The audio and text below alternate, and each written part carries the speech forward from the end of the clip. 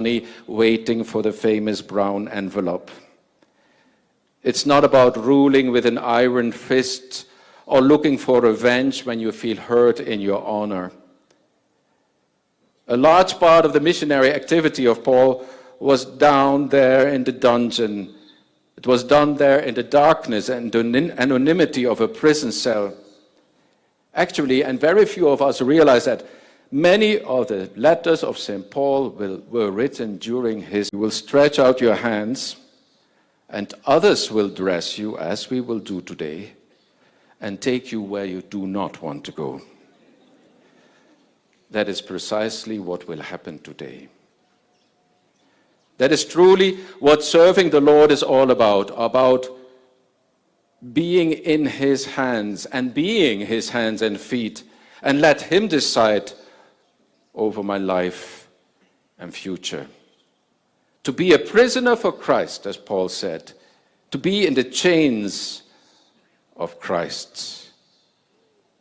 I mean, there are worst prisons to imagine.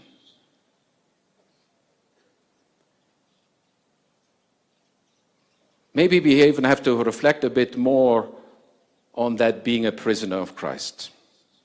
Paul himself is very clear about the fact that he found Christ there in the dungeon, there in the prison, in his darkest hour, in the stench and the suffering of a dark and filthy prison cell.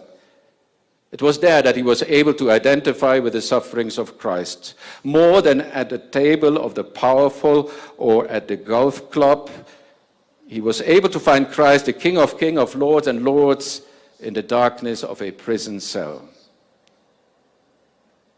What I want to say to you, dear Peter, is that the life of a bishop is not about honor and respect. It's not about being with the powerful. It is not about being a politician yourself. We leave that to others.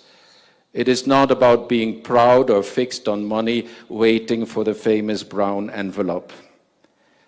It's not about ruling with an iron fist or looking for revenge when you feel hurt in your honor. A large part of the missionary activity of Paul was down there in the dungeon. It was done there in the darkness and anonymity of a prison cell. Actually, and very few of us realize that many of the letters of St. Paul were written during his prison time. You see how God's grace works? Paul himself says about it, "When I'm weak, I am strong."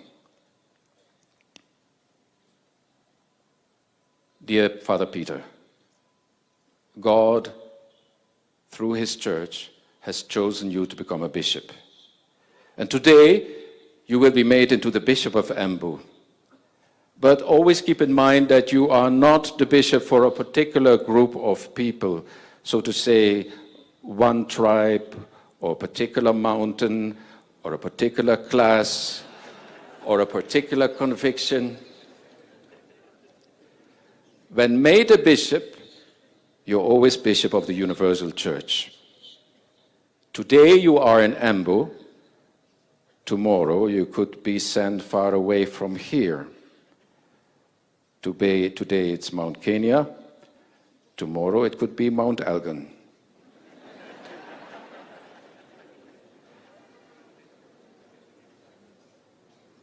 Actually, first and foremost, you should identify with those who are less known to you. And you know that very well, because prisoners are those who are excluded from society and who are many times not even known by name.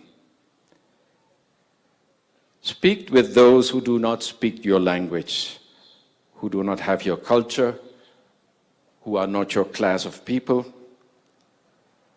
You may find Christ more easily and more profoundly with those who do not mean anything in society than with those who are powerful and with money.